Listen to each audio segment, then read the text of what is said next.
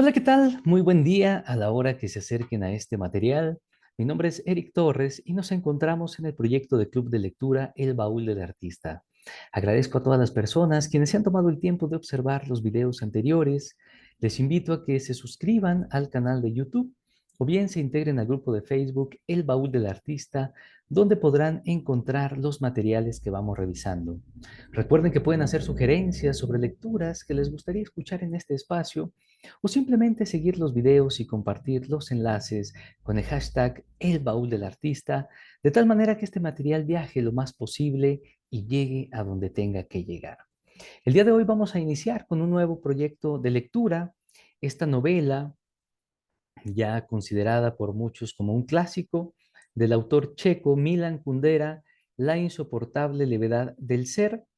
Y bueno, la leeremos por fragmentos y en cada video, en la descripción, iré dejando el enlace de los fragmentos anteriores. Primera parte, la levedad y el peso. 1. La idea del eterno retorno es misteriosa y con ella Nietzsche dejó perplejos a los demás filósofos. Pensar que alguna vez haya de repetirse todo tal como lo hemos vivido ya y que incluso esa repetición haya de repetirse hasta el infinito. ¿Qué quiere decir ese mito demencial? El mito del eterno retorno viene a decir, per negationem, que una vida que desaparece de una vez para siempre, que no retorna, es como una sombra, carece de peso, está muerta de antemano y, si ha sido horrorosa, bella, elevada, ese horror, esa elevación o esa belleza nada significan. No es necesario que los tengamos en cuenta, igual que una guerra entre dos estados africanos en el siglo XIV que no cambió en nada la faz de la tierra, aunque en ella murieran, en medio de indecibles padecimientos, 300.000 negros. ¿Cambia en algo la guerra entre dos estados africanos si se repite incontables veces en un eterno retorno? Cambia. Se convierte en un bloque que sobresale y perdura, y su estupidez será irreparable. Si la Revolución Francesa tuviera que repetirse eternamente, la historiografía francesa estaría menos orgullosa de Robespierre.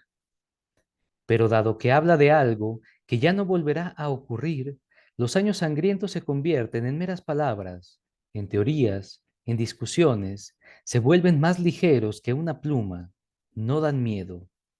Hay una diferencia infinita entre el Robespierre que apareció solo una vez en la historia y un Robespierre que volviera eternamente a cortarle la cabeza a los franceses.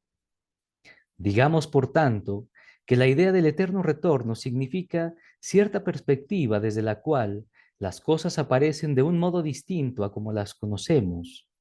Aparecen sin la circunstancia atenuante de su fugacidad. Esta circunstancia atenuante es la que nos impide pronunciar condena alguna. ¿Cómo es posible condenar algo fugaz?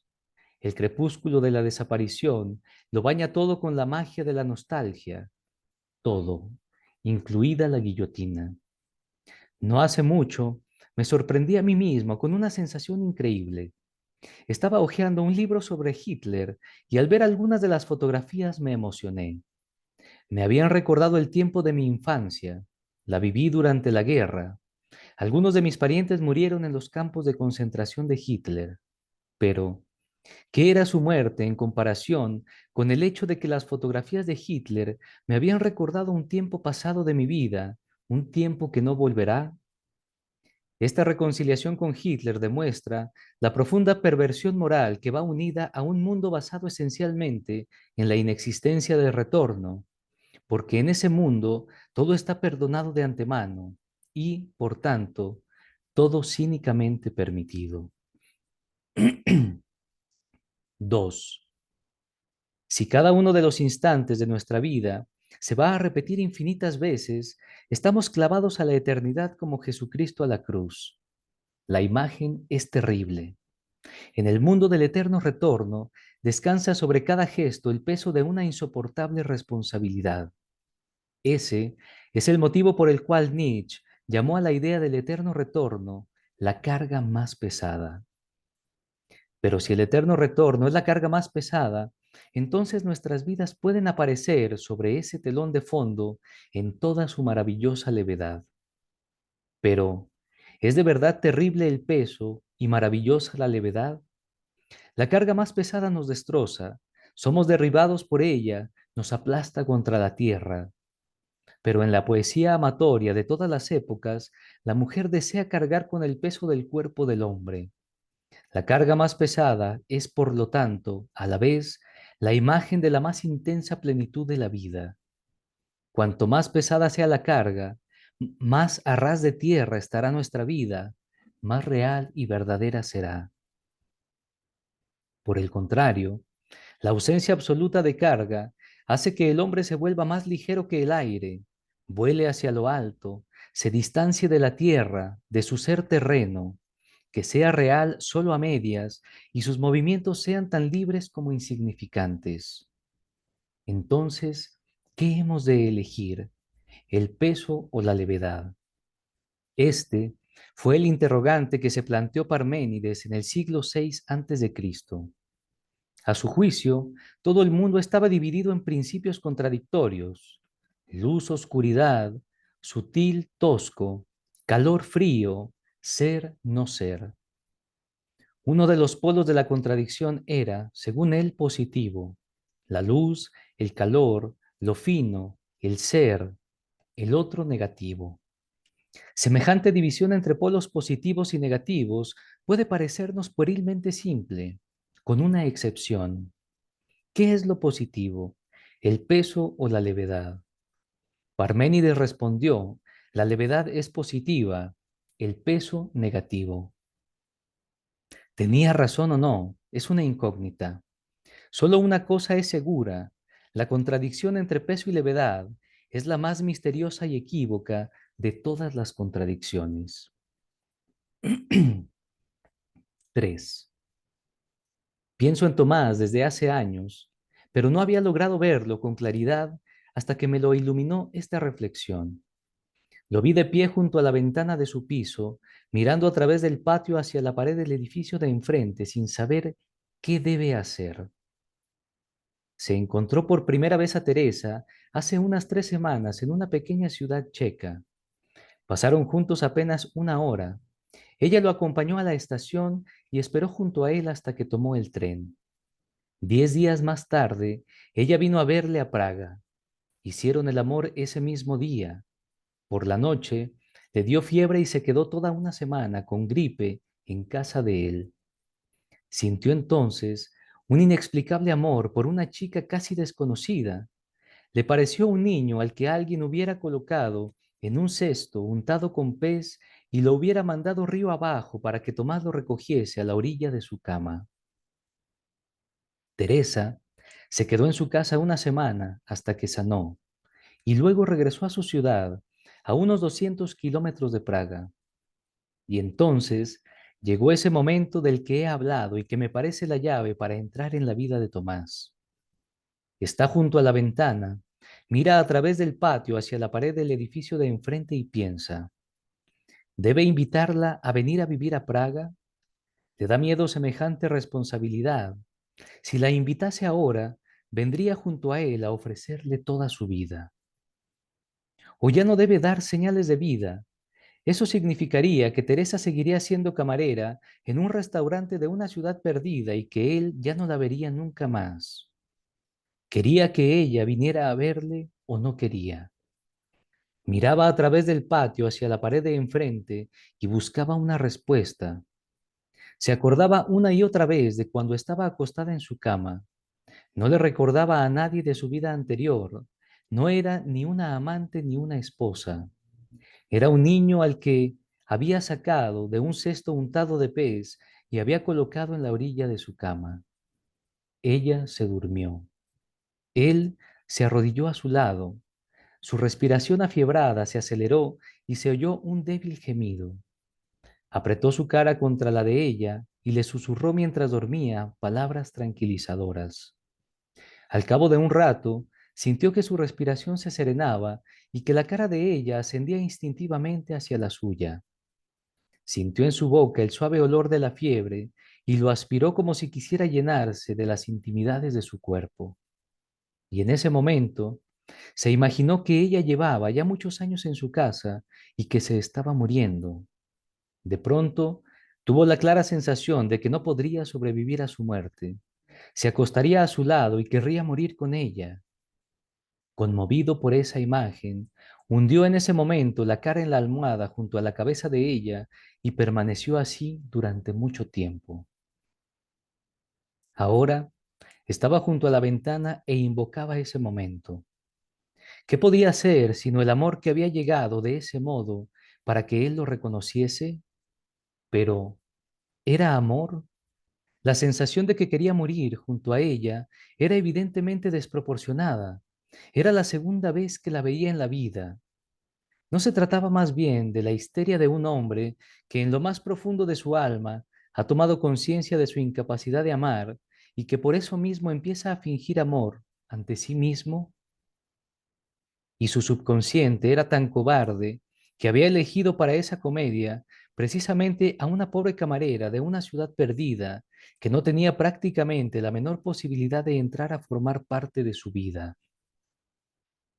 Miraba a través del patio la sucia pared y daba cuenta de que no sabía si se trataba de histeria o de amor.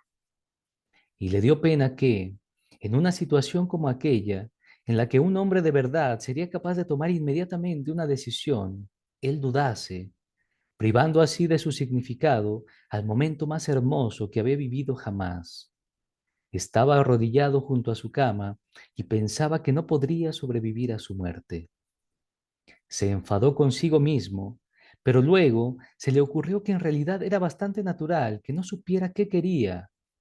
El hombre nunca puede saber qué debe querer, porque vive solo una vida y no tiene modo de compararla con sus vidas precedentes ni de enmendarla en sus vidas posteriores. Es mejor estar con Teresa o quedarse solo. No existe posibilidad alguna de comprobar cuál de las decisiones es la mejor, porque no existe comparación alguna. El hombre lo vive todo a la primera y sin preparación, como si un actor representase su obra sin ningún tipo de ensayo. Pero, ¿qué valor puede tener la vida si el primer ensayo para vivir es ya la vida misma? Por eso, la vida parece un boceto, pero ni siquiera un boceto, ni siquiera boceto es la palabra precisa, porque un boceto es siempre un borrador de algo, la preparación para un cuadro, mientras que el boceto que es nuestra vida es un boceto para nada, un borrador sin cuadro. Einmal ist keinmal, repite Tomás para sí el proverbio alemán. Lo que solo ocurre una vez es como si no ocurriera nunca. Si el hombre solo puede vivir una vida, es como si no viviera en absoluto. 4. Pero luego, un día, en un descanso entre dos operaciones, la enfermera le avisó que le llamaban al teléfono. En el auricular oyó la voz de Teresa. Le llamaba desde la estación. Se alegró. Era una lástima que para esa misma noche ya hubiera quedado en ir a visitar a unos amigos, de modo que la invitó a ir a su casa al día siguiente. En cuanto colgó, se arrepintió de no haberle dicho que viniera enseguida, si aún tenía tiempo de aplazar la visita. Se puso a pensar en qué podría hacer Teresa en Praga, teniendo que esperar nada menos que 36 horas hasta verlo, y le dieron ganas de coger el coche e ir a buscarla por las calles de la ciudad. Llegó al día siguiente al anochecer. Llevaba un bolso colgado del hombro con una correa larga y le pareció más alegre, más elegante que la otra vez. Tenía en la mano un libro grueso. Era Ana Karenina de Tolstoy. Su comportamiento era alegre, incluso un tanto ruidoso, y trataba de que pareciera que había ido a verle por casualidad, gracias a una feliz coincidencia. Estaba en Praga por motivos de trabajo, o quizá sus explicaciones eran muy confusas, para ver si encontraba un trabajo. Estaban acostados más tarde, desnudos y fatigados, los dos juntos en la cama. Era ya de noche. Él le preguntó dónde se alojaba para llevarla en coche. Le respondió tímidamente que todavía no había buscado hotel y que la maleta la tenía en la consigna de la estación. Ayer mismo había tenido miedo de que, si la invitaba a visitarle en Praga, viniera a ofrecerle toda su vida. Cuando ahora le dijo que tenía la maleta en la consigna, se dio cuenta de inmediato de que en esa maleta estaba toda la vida de ella y de que la había dejado momentáneamente en la estación antes de ofrecérsela. Cogió el coche, que estaba aparcado delante del edificio, fue hasta la estación, recogió la maleta, era grande y enormemente pesada, y regresó a casa con la maleta y con ella. ¿Cómo es posible que se decidiera con tanta rapidez cuando había estado casi 14 días dudando y sin ser capaz de enviarle siquiera una postal con un saludo? Él mismo estaba sorprendido. Estaba actuando en contra de sus principios. Hace 10 años se divorció de su primera mujer y vivió el divorcio con el ánimo festivo con que otros celebran su boda. Se daba cuenta de que no había nacido para convivir con una mujer y de que solo podía encontrarse plenamente a sí mismo viviendo como un solterón. Puso todo su empeño en organizar tal sistema de vida que nunca pudiera ya entrar en su casa una mujer con su maleta. Ese era el motivo de que no tuviera en su casa más que una cama. A pesar de que era una cama bastante ancha, Tomás les decía a todas sus amantes que era incapaz de dormir si compartía la cama con alguien y las llevaba a todas a medianoche a sus casas. Por lo demás, la primera vez que Teresa se quedó en su casa con la gripe, no durmió con ella. La primera noche él la pasó en un sofá grande y la noche siguiente se marchó al hospital, donde tenía su despacho y en él una camilla que utilizaba durante las guardias. Pero esta vez se durmió a su lado. Por la mañana se despertó y comprobó que Teresa, que aún dormía, lo tenía cogido de la mano. ¿Habrían estado así durante toda la noche? Le parecía difícil creerlo. Ella respiraba profundamente entre sueños, apretaba su mano con fuerza, no fue capaz de lograr que se la soltara, y la maleta enormemente pesada estaba a su lado junto a la cama. Temía intentar que le soltara la mano por no despertarla, y con mucho cuidado se dio media vuelta hasta apoyarse en un costado para poder observarla mejor.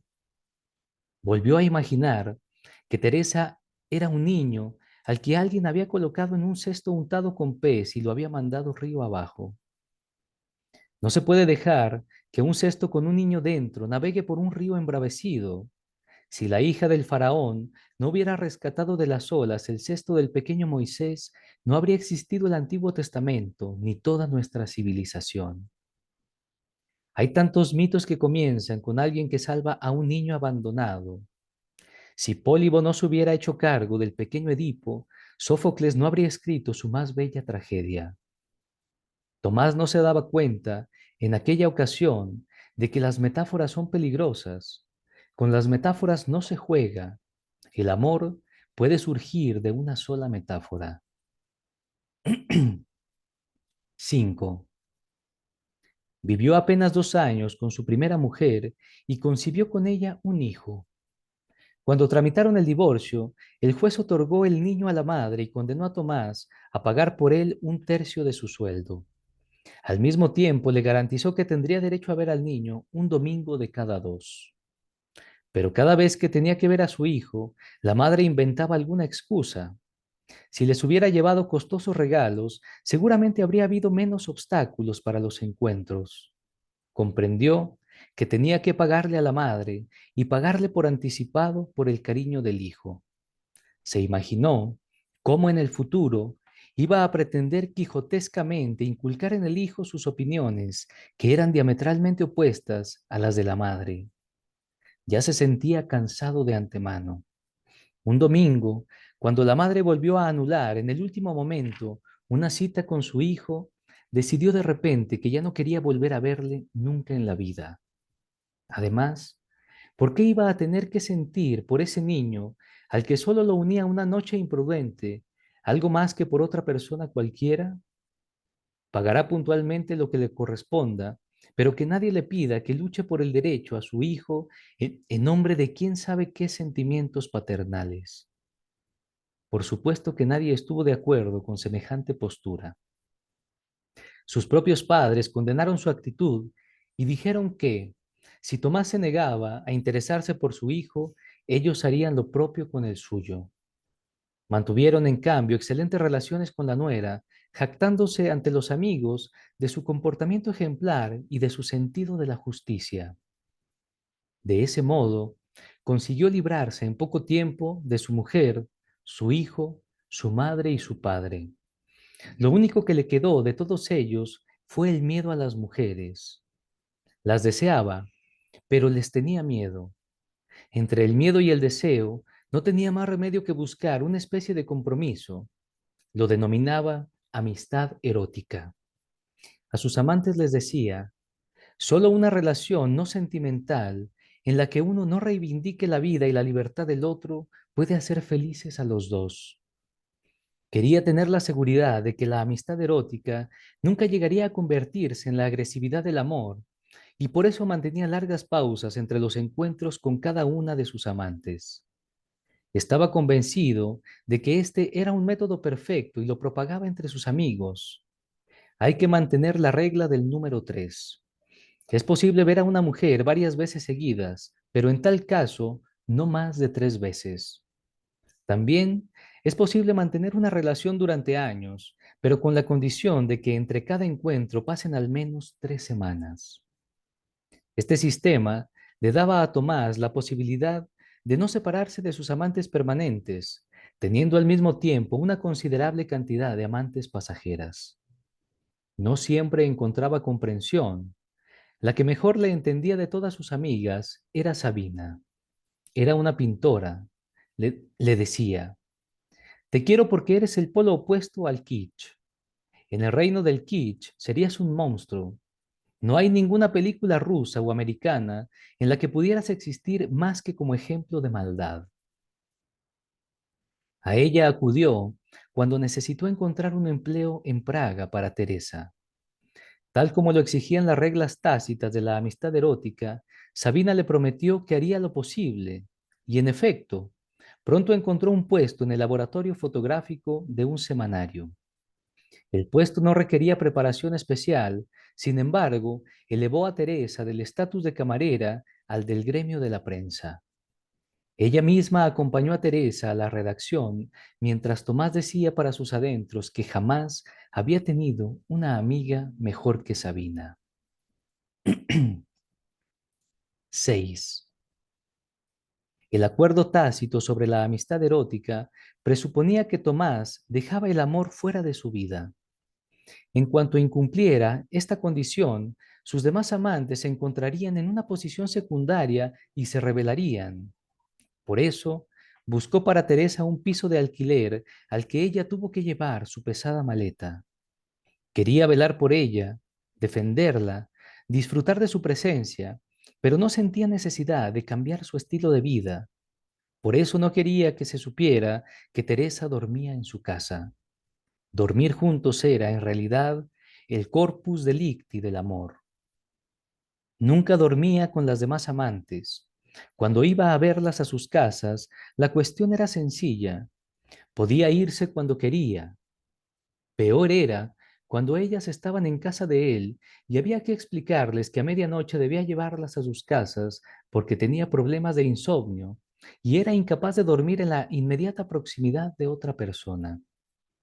Aquello no estaba muy lejos de la verdad, pero la causa principal era peor y no se atrevía a contársela. En el mismo momento en que terminaba el acto amoroso, sentía un deseo insuperable de quedarse solo.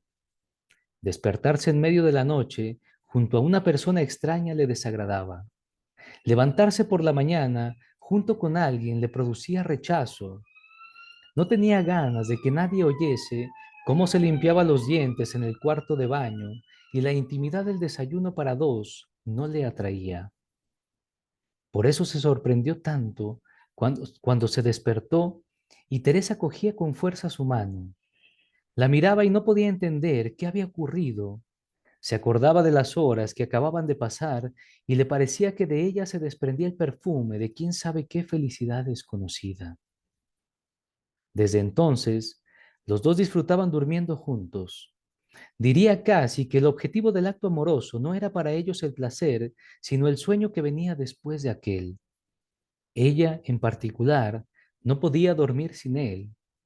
Cuando alguna vez se quedaba sola en su piso alquilado, que iba convirtiéndose cada vez más en una simple tapadera, no podía conciliar el sueño en toda la noche. En sus brazos se dormía por más excitada que estuviera. Él le susurraba al oído historias que inventaba para ella, cosas sin sentido, palabras que repetía monótonamente, consoladoras o chistosas. Aquellas palabras se convertían en visiones confusas que la transportaban hasta el primer sueño. Tenía el sueño de ella totalmente en su poder y ella se dormía en el instante que él elegía. Cuando dormían, se aferraba a él como la primera noche. Se cogía con fuerza de su muñeca, de su dedo, de su tobillo. Si quería alejarse sin despertarla, debía utilizar algún truco. Liberaba el dedo, la muñeca, el tobillo de su encierro, lo cual siempre la despertaba a medias, porque ni aun dormida dejaba de vigilar atentamente lo que él hacía. Se calmaba cuando en lugar de su muñeca ponía en su mano algún objeto, un pijama retorcido, un zapato, un libro, que ella luego apretaba firmemente como si fuera parte del cuerpo de él. Una vez, mientras la adormecía y ella no había pasado aún de la primera antesala del sueño, de modo que todavía era capaz de responder a sus preguntas, le dijo, bueno, yo ahora me voy. ¿A dónde? Le preguntó. Me voy, dijo con voz severa. Voy contigo, dijo y se incorporó. No, no puedes. Me voy para siempre, dijo y salió de la habitación al vestíbulo. Ella se levantó y con los ojos entrecerrados fue tras él. No llevaba más que un camisón corto, sin nada debajo. Su cara permanecía impasible, inexpresiva, pero sus movimientos eran enérgicos. Él salió del vestíbulo al pasillo, el pasillo común del edificio, y cerró la puerta. Ella la abrió bruscamente y fue tras él, convencida en su sueño de que quería irse para siempre y de que debía detenerlo. Él bajó las escaleras hasta el primer descansillo y allí la esperó. Ella llegó hasta él, lo cogió de la mano y se lo llevó de regreso a la cama. Tomás se decía, hacer el amor con una mujer y dormir con una mujer son dos pasiones no solo distintas, sino casi contradictorias. El amor no se manifiesta en el deseo de acostarse con alguien. Este deseo se produce en relación con una cantidad innumerable de mujeres, sino en el deseo de dormir junto a alguien. Este deseo se produce en relación con una única mujer. 7. En medio de la noche empezó a gemir en sueños. Tomás la despertó, pero al ver su cara, ella le dijo con odio, vete, vete. Después le contó lo que había soñado. Estaban en algún lugar juntos ellos dos y Sabina. Entraron en una habitación grande. En medio había una cama como en un escenario de teatro. Tomás le ordenó que se quedara de pie en un rincón y después, delante de ella, hizo el amor con Sabina. Esa visión le producía un dolor que no podía soportar. Quería interrumpir el dolor del alma mediante el dolor del cuerpo y se metía agujas bajo las uñas. Dolía tanto, decía, y mantenía los puños cerrados como si los dedos estuvieran heridos de verdad. La abrazó y ella lentamente, aún estuvo mucho tiempo temblando, fue durmiéndose en sus brazos. Cuando, al día siguiente, Tomás volvió a pensar en aquel sueño, recordó algo. Abrió el cajón del escritorio y sacó un paquete de cartas que le había enviado Sabina. Pronto encontró el siguiente párrafo. Quisiera hacer el amor contigo en mi estudio, como en un escenario. Alrededor habría gente y no podrían acercarse ni un paso, pero no podrían quitarnos los ojos de encima. Lo peor era que la carta llevaba fecha, era reciente, de una época en la que hacía tiempo ya que Teresa vivía en casa de Tomás. Has estado revolviendo mis cartas, le espetó. No lo negó y dijo, entonces échame, pero no la echó. Tenía la imagen de ella ante los ojos, pegada a la pared del estudio de Sabina, clavándose agujas bajo las uñas. Cogió sus dedos, los acarició, se los llevó a los labios y los besó como si aún hubiera en ellos huellas de sangre. Pero a partir de entonces fue como si todo se aliara en su contra. Casi todos los días ella se enteraba de algún detalle de la vida amorosa secreta de él. Al principio, él lo había negado todo. Cuando las pruebas se hicieron demasiado evidentes, procuró demostrar que su poligamia no era en absoluto contradictoria con su amor por ella. No era consecuente. A ratos negaba sus infidelidades y a ratos volvía a justificarlas. Una vez llamó a una mujer para quedar con ella. Al terminar la conversación, oyó un extraño sonido que venía de la habitación contigua, como un sonoro castañeteo de dientes. Por casualidad, Teresa había ido a su casa sin que él lo advirtiese. Llevaba en la mano un frasco con algún calmante, se lo estaba bebiendo y el temblor de la mano hacía que el cristal le golpeara los dientes. Se lanzó hacia ella como si la salvara de un naufragio. El frasco con la valeriana cayó al suelo y estropeó la alfombra. Ella se resistió, quería soltarse, y él tuvo que mantenerla abrazada durante un cuarto de hora, como una camisa de fuerza, antes de conseguir calmarla. Sabía que la situación en la que se encontraba no tenía justificación posible, porque se asentaba en una absoluta desigualdad. Antes de que ella descubriera su correspondencia con Sabina, habían estado con un grupo de amigos en un bar. Celebraban el nuevo empleo de Teresa. Había dejado el laboratorio y se había convertido en fotógrafa del semanario. Como a él no le gustaba bailar, un joven colega se hizo cargo de Teresa. El aspecto que tenían en la pista de baile era estupendo y Teresa le parecía más hermosa que nunca. Advertía asombrado con qué precisión y obediencia Teresa se adelantaba en una fracción de segundo a la voluntad de su compañero. Era como si aquel baile demostrara que su espíritu de sacrificio, aquella especie de deseo entusiástico de hacer todo lo que quería Tomás antes de que él lo dijera, no estuviera ni mucho menos necesariamente ligado a la personalidad de Tomás, sino a punto para responder a la llamada de cualquier otro hombre que se encontrara en su lugar. Nada más fácil que imaginar que Teresa y su compañero eran amantes. La facilidad con que podía evocarse aquella imagen le dolía. Se dio cuenta de que el cuerpo de Teresa, sin el menor inconveniente, era imaginable unido amorosamente a cualquier otro cuerpo masculino y le dio un ataque de mal humor. No reconoció que estaba celoso hasta muy entrada la noche, cuando regresaron a casa. Aquellos celos absurdos, que no se referían más que a una posibilidad teórica, eran la prueba de que consideraba que su fidelidad era una condición imprescindible. ¿Cómo podía entonces reprocharle que ella tuviera celos de sus amantes, estas sí, absolutamente reales? Bien, vamos a dejar nuestra lectura hasta aquí. Este es el primer fragmento de La insoportable levedad del ser de Milan Kundera. Ojalá que lo disfruten. Gracias.